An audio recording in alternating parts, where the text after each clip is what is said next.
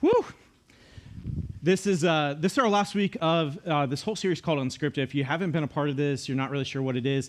The whole setup of it is this line: everyone has a story, and every story has a purpose. So if you're sitting there and you're like, I don't think my story has a purpose, it does.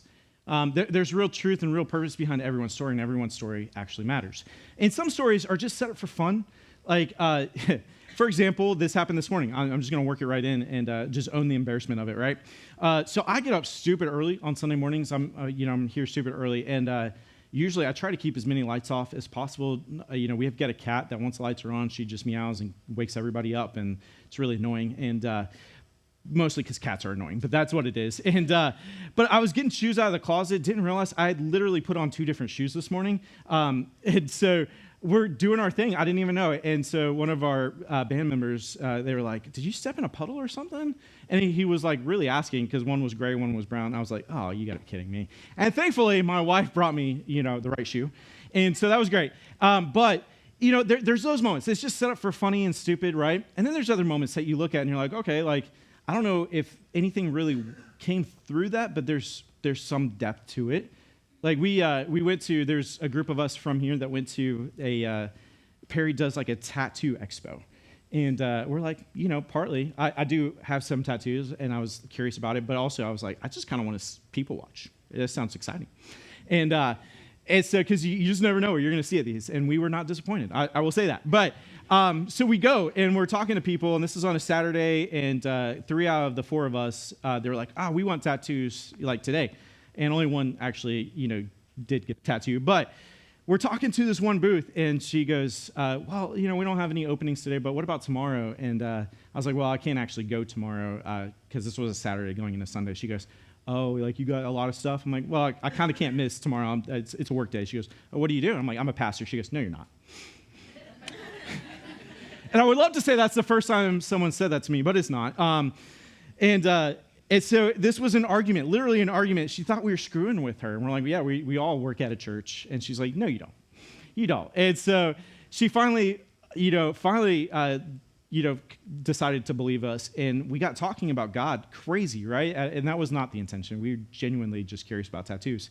And she goes, if I lived in this area, I would come to a church like that. That's a church I would feel like would accept me. I was like, whew, right? Those moments matter. And hopefully, that's a seed planted for her to maybe go explore a relationship with Jesus because she felt like she just was disqualified from that, right? There's moments like that are just incredible to see and experience. And then there's moments that will push you to the brink of wanting just to give up. And those are the unscripted moments that feel unbearable at times. Vividly remember this still. My dad, on my 21st birthday, being diagnosed with stage 4 esophageal cancer and given 6 months to live. Literally, the doctor looking at us and going, you guys need to prepare for what's about to happen. He's about to die. And those are the moments that are unscripted that you can't prepare for either, right? Because you're just so overwhelmed with the emotion and the feeling. Because one day it was fine, and then the next day it's not fine. And whether it's a sickness like that, or a job loss, or it's just a situation that you weren't prepared for and you didn't have the financial stability for. Whatever it looks like, those unscripted moments can be devastating. And by the way, I always forget to finish this part. He walked out cancer-free in 6 months, which is wild to say, right? And literally, they call him the walking miracle today, the doctors still. And those are the crazy things that we've been walking through with this to go, okay, maybe those unscripted moments are the moments that God could use for the biggest impact in your life. And today's going to dig a little bit. And so let me just tell you, let me prepare you, let me get your heart ready. And my hope is not the latter, but there's going to be one of 2 people. There's going to be someone that goes, okay, this is going to push, and I'm open to it. And then there's going to be someone else that goes, I don't know. And if you want to be resistant towards what God could do, that's okay. But I'm going to tell you, He will allow things, He will push things, He will use things to unravel those parts of your life, to give you purpose. And whether you're ready for it or not, that doesn't matter. Because if God needs to move you, He's going to move you. And part of it is we live in a chaotic world. Chaos happens. Part of it is Satan likes to attack and unravel and lie and steal and cheat. And some of it, I genuinely do believe God forces it because you aren't going to move on your own. Whatever it is, be open to what God could do. Here's the thing. We all enjoy stories with safe and predictable outcomes. This is why Marvel's so successful. They run the same formula. You know it. If you're a Marvel fan, you're like, there's going to be this hero. He's going to have a failure moment. It's going to move him and like bring him to this moment where he's going to conquer and it's going to be successful and he's going to defeat the bad guy, right? Like that's Marvel's story. We love it. We celebrate it, right? Like when the part one, I don't know which one is which, but like the end game, like the first part is like it ended, and if you haven't seen it, you should have. It's been 10 years, whatever.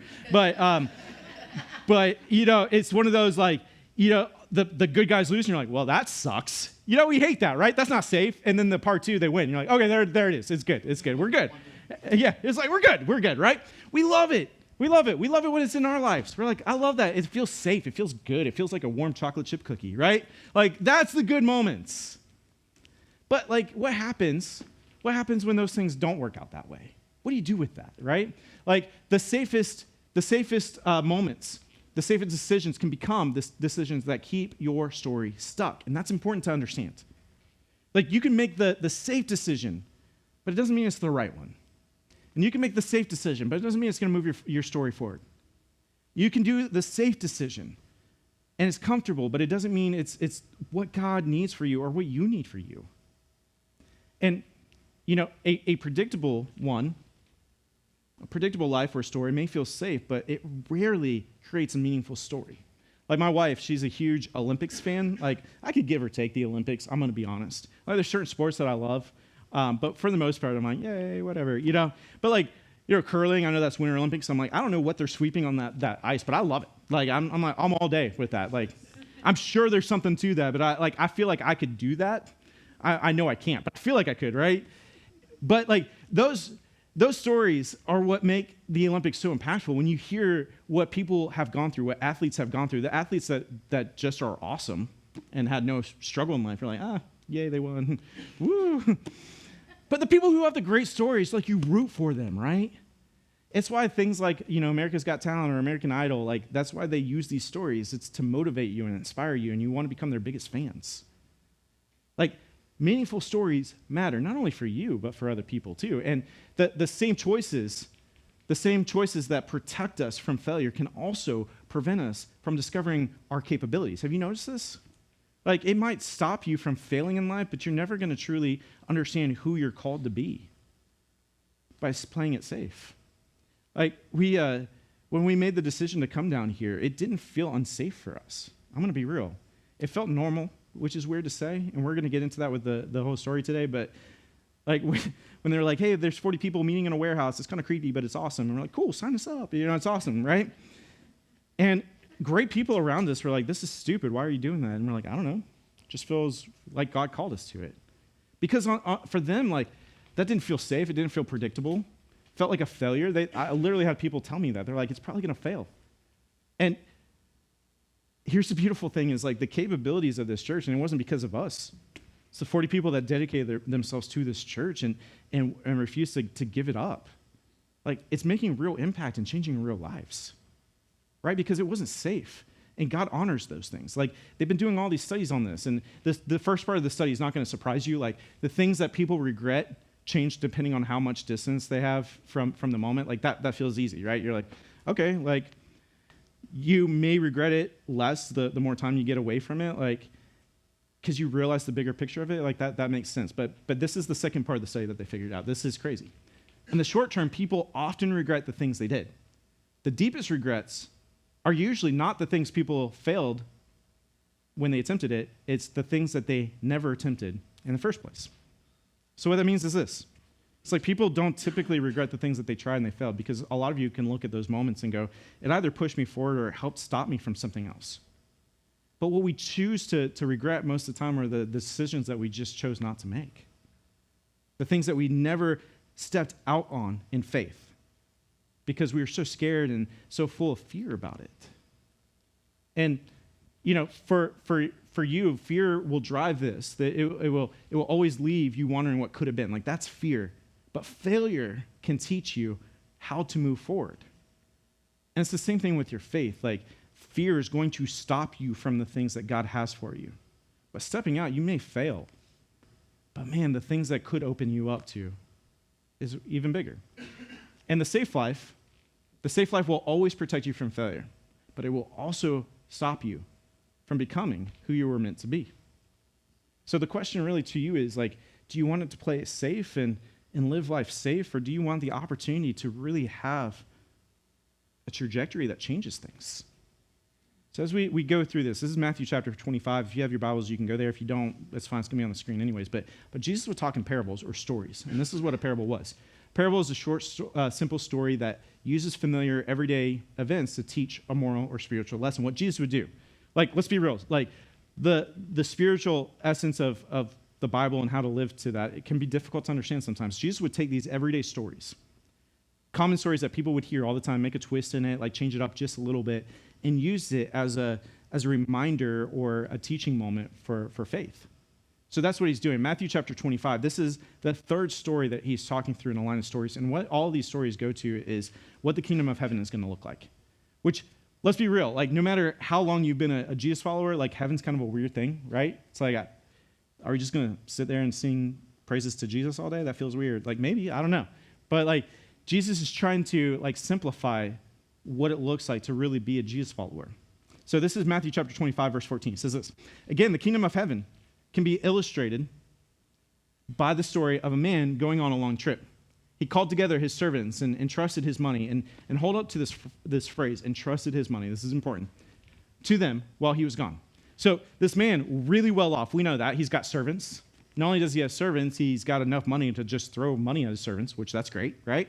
Like, this would be like the ideal life that everyone would be like, oh man, this would be awesome, right? So he goes on this trip, and he's got all this money. He's like, what do I do with all this money? Let me just give it to my servants. You're like, whoa, that's crazy, right? So he trusted his money into it. And he goes, he gave 5 bags of silver to one, 2 bags of silver to another, and 1 bag of silver to the last, dividing it in proportion to their abilities. He then left on his trip. We're going to break all this down. You look at this, and you're like, oh man, this guy got 1 bag of silver? Like, what'd he do? He kind of sucks, I guess, right? So let me put it in like comparison for you. So 1 bag of silver is the equivalent of 20 years of wages. So I don't know, what was the average income today? For easy math, let's call it, $100,000, like, let's just say that. I don't know. But like, if you're putting that into the equivalent of today, that's $2 million. So he just hands this guy $2 million. Like, I don't know what you would do with it. Maybe like for me, I might like get it all in once, throw it on my bed, and just swim around in it like Scrooge McDuck. I don't know.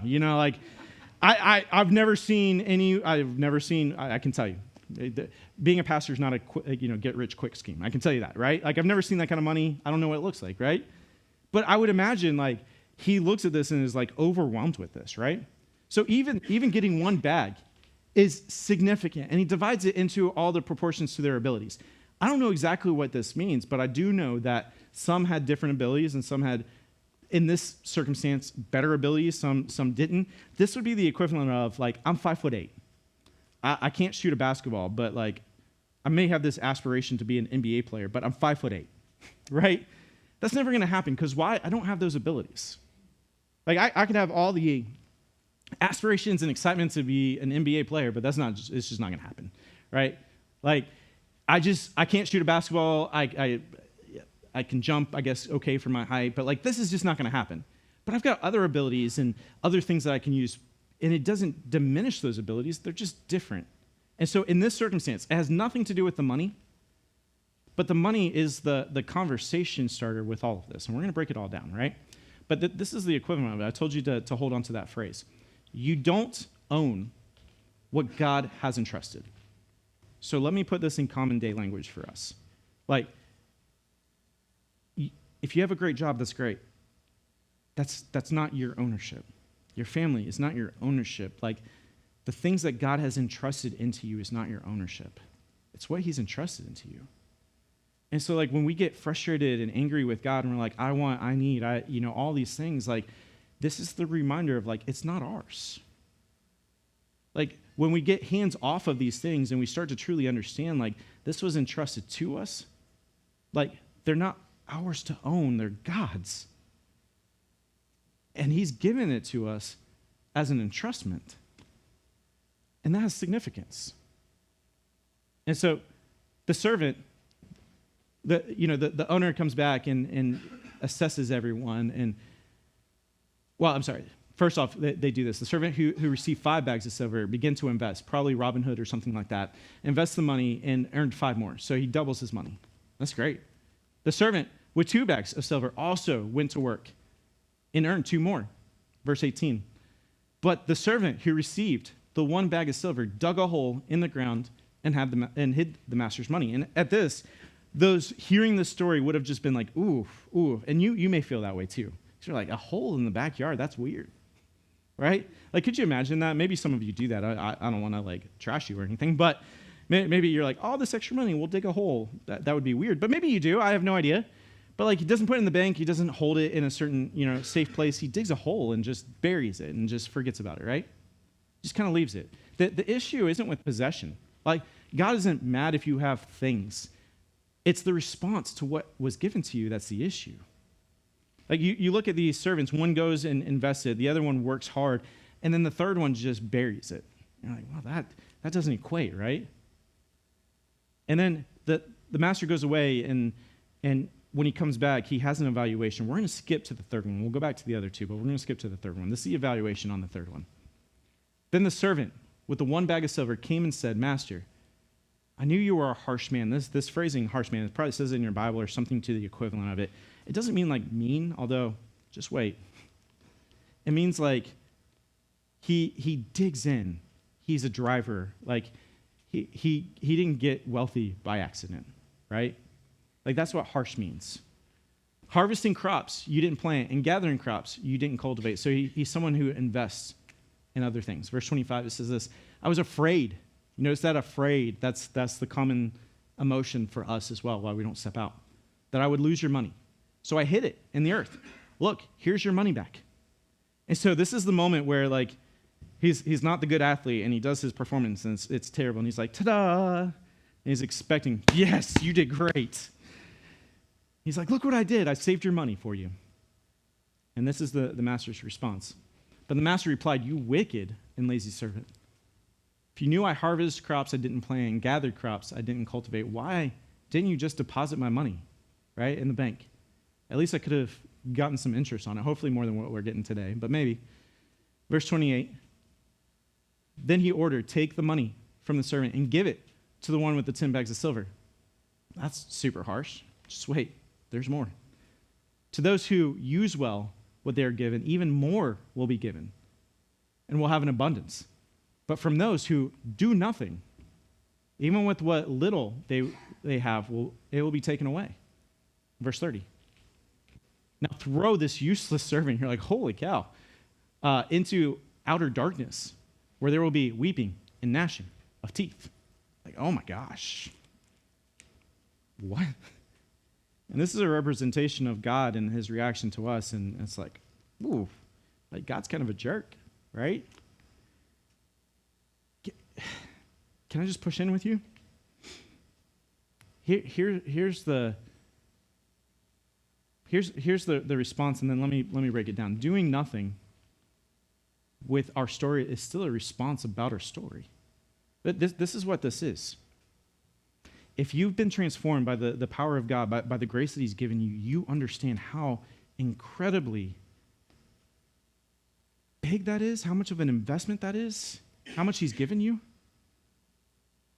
And I looked at, you're reading through this and you're like, gosh, man, like God feels harsh. But like when you start to break it down, and I was pressing through this and I was like, man, like when you're holding your stuff together and you're just bearing it and you refuse to share what God has done in you and through you, and you just refuse to invest it, it is wicked.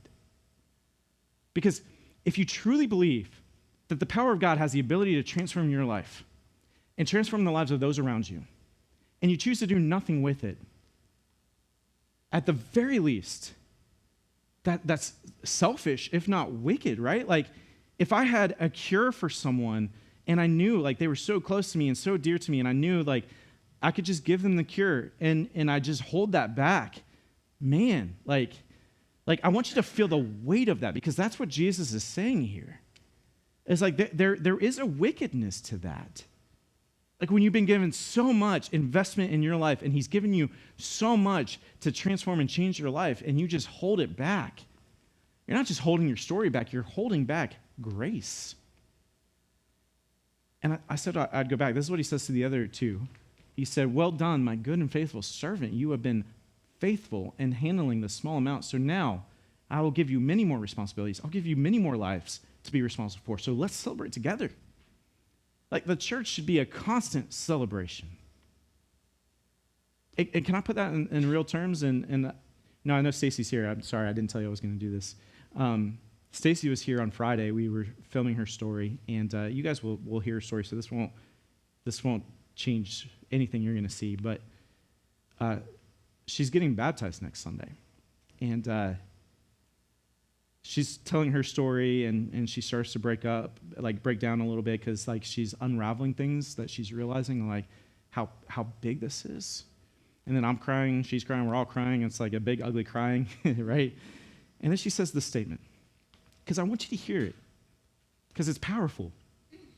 She said, "House and church changed my life, but it also saved my life."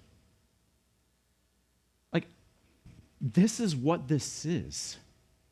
So you may feel like your story has little to no impact, but I'm just telling you, regardless of what you think, it has the power to change everything for everyone. And to just hold it back, we are just wicked, selfish people. And I want you to hear this. Like, that feels harsh to hear, like, but I want you to hear this side of it. The other side is true too. If you're holding it going, I know I need to give my life to Jesus, but I'm just holding it. Like, what are you holding it for? If you're sitting there going like, I know I need to step out on faith and it doesn't make sense, but I'm just too afraid, so I want to control it. Like, what are you trying to control it for? If you're just sitting there, if you're going like, I know I need to invest in the kingdom, and whatever that looks like, whether you need to serve other people, serve in the church, or serve outside, you need to just be generous with what God's called you to, or whatever it looks like, and you're holding that back, like, what is holding you back? Like, what in your life are you holding back so hard and so much that you just don't want to celebrate? That you just want to be unfaithful with what God's given you? Like, can I tell you what's at risk? I'll be real. Like, our church has been blessed. God has done incredible things to it. To go from 80 people to 250 people in less than a year is wild. But we're not done. Like, there's something happening not only in our church, but in House and County. Like, God's given us opportunities, and if we just sit on it, we're wasting it. Can I tell you what it is? 90,000 people who don't know Jesus in House and County. 90,000. So if that's not enough for you, like, I don't know what you're waiting for. But I say that to myself too, like, because I get into these places where I'm like, you get comfortable. Like, where we're at as a church, it's comfortable. It's way better than a warehouse building that we were in a year ago, right? It's way better than, the situation that we were in a year ago. And it's easy to look at life and where we're at and go, okay, this feels good. But God didn't call us to be good. He called us to be investors. So what's holding you back? Because what God does in you was always meant to move through you. And by holding on to it, you're holding the investment that he wants to move through you. And grace that only changes you, guess what? It stops short of what God intended to do through you. So if you're sitting there and you're so excited about what God's done through his word and through a relationship with him, and you're just so excited about it, but you're holding it, like, you've stopped it from doing what it's supposed to. And the impact through a changed story is only limited by how it's used. So really, the question is, how are you gonna move with God?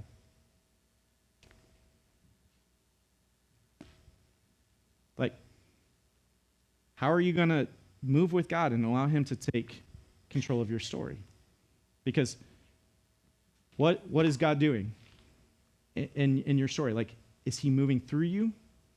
Or is he just settling in there because, like, you're good? So we're going to do something a little different. It's your move. Typically, we'd end on a happy, like, rah moment, and we're going to change it up a little bit today, right? This is going to be uncomfortable. I know. It's gonna feel good. It's okay. We're going to end with the band coming up and leading us in a song, but we don't typically do like an altar call here, but we're going to change it up today.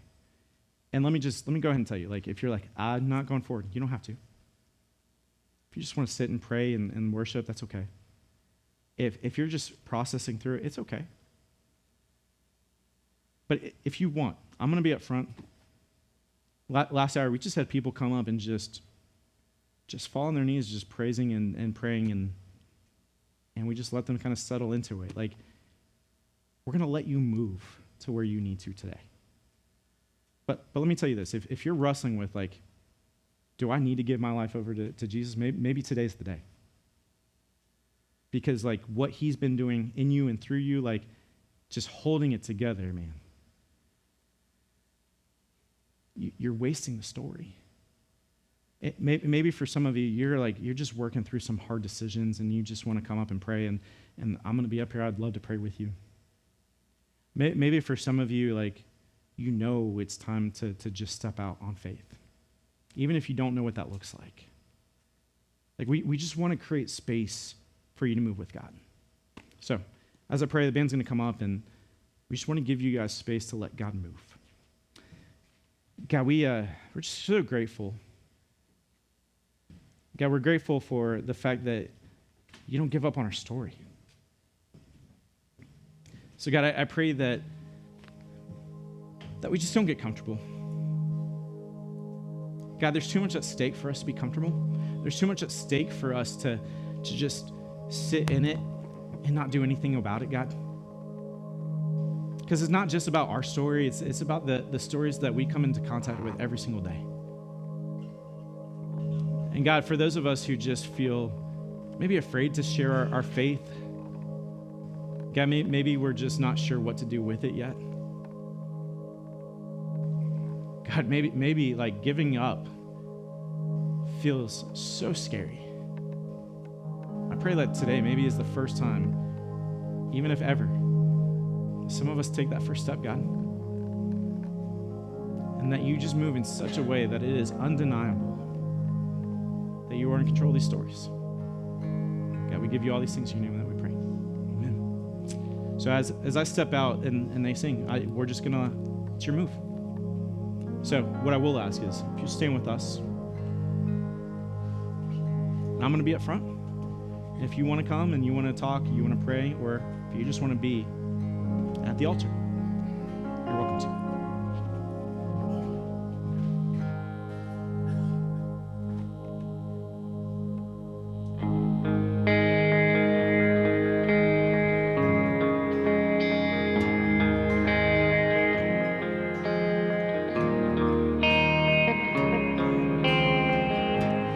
If it's bandaging the broken, washing filthy feet, here I am, Lord, send me.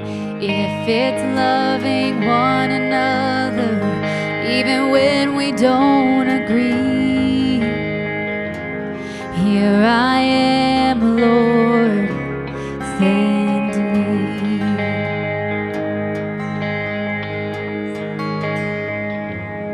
If I'm poor, if I'm wealthy, I'll serve you just the same. Here I am, Lord, send me. On the mountain or the valley, I will choose to praise. Here I am, Lord, send me. If I'm known by how I love, let my life reflect how much I love you. I love you. And before you even ask, oh, my answer will be yes, 'cause I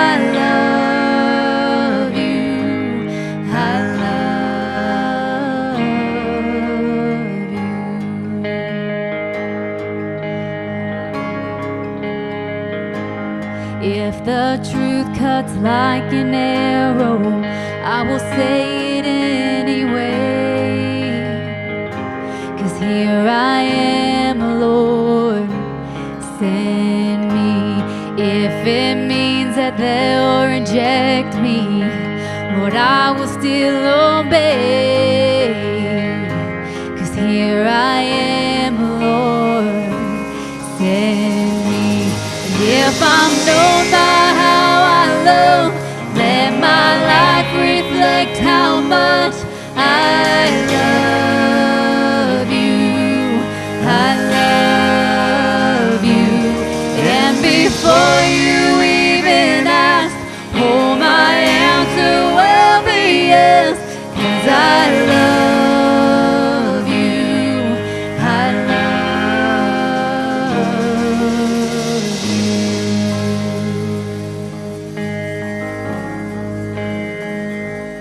When I'm standing in your glory, I'll be glad I chose to say, here I am, Lord, send me. Well done, good and faithful, I live to hear you say, here I am, Lord, send me. Oh, here I am, Lord, send me. Come on. Here I am, Lord, send me. If I'm known by how I love, let my life reflect how much that I love you. I love you. And before you even ask, oh, my answer will be yes. 'Cause I love you. I love you.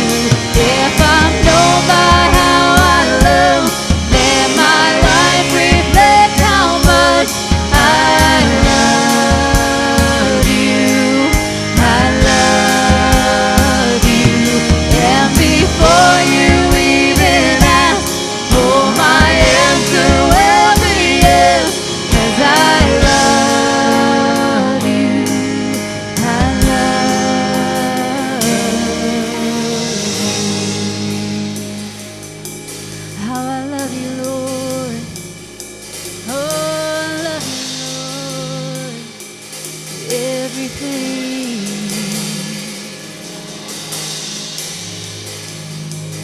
I believe in your way, Lord. So send me out, Lord, to be your hands and feet.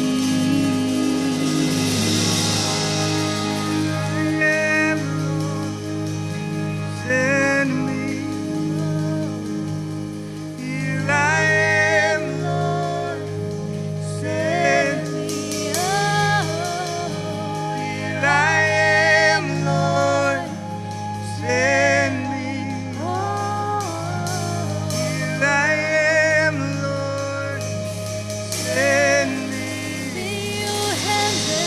Here I am, Lord, send me. Here I am, Lord, send me. Yeah. Here I am, Lord, send me. Here I am, Lord, send me. Here I am, Lord, send me. Yeah. Here I am, Lord, send me.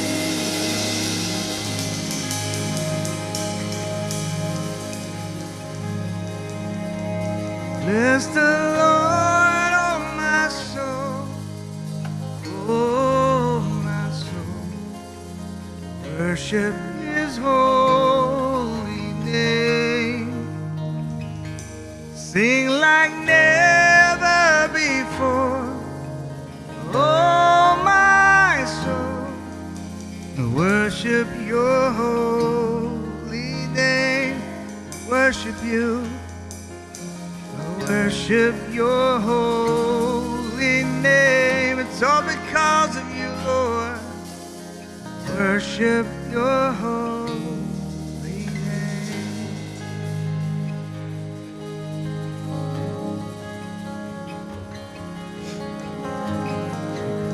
Can I just, I'm going to be real because I always am, right? Like, I don't hold anything back. You guys know. God gave us a vision for what we thought was our last location. And what I had no idea is God was doing some things in our family and through our family. We've been very clear and honest with some of that stuff. How God has just changed and transformed my heart. And I think it was a vision for what He has already started to execute here. He's just starting to unfold some of those things in my heart, to ready it, to open it up. And I'll just tell you, it's not just for this church. I think God has a plan for Houston County. I think God is creating a revival in the world around us. And we have to be open to it. We have to be ready for it. And I'm going to just be frank and honest with you guys, is if you hold back the change that you want to see God do because you're afraid of it, or you're not sure about it, or like control feels way better, if He has to force it, He will. That's what He did to us. So be open to it. Be open to what God's doing in your story. Be open to what God is doing in this church and in this area around us, in the world around us, and just allow Him to move through you and not just stop at you. On Wednesday, we don't typically do this here, but we're doing a night of worship, and we're going to set the vision for what we feel like God has called us to. It'll be from 7 to 8:30. We'll have some desserts for you guys beforehand. We're going to have some fun. We're going to have some worship. We're going to do communion together. We're going to talk a lot of vision. But we're also going to have some designated prayer time. And I would encourage you guys, not only going to set the tone for our church come August, but this is hopefully going to set the temperature and the tone for you as a family going into August. Like, I think this could be so radically transformative in your life, but it's up to you. If you want to show up and be a part of it, or if you can be a part of it, I would love for you to be 7 o'clock on Wednesday. You'll see it on social media, don't worry. But it's going to be a great time. But be ready. God has already done immeasurably more than we could have ever imagined. I'd love to pray for us and let you guys get in. But God, we're just so grateful for you. So grateful for what you're doing in and through our hearts, God, in and through this church. God, I'm grateful that you use people like me. You use people like every one of us in this church. God, we're imperfect. We miss it. We don't deserve it. That's because you're such a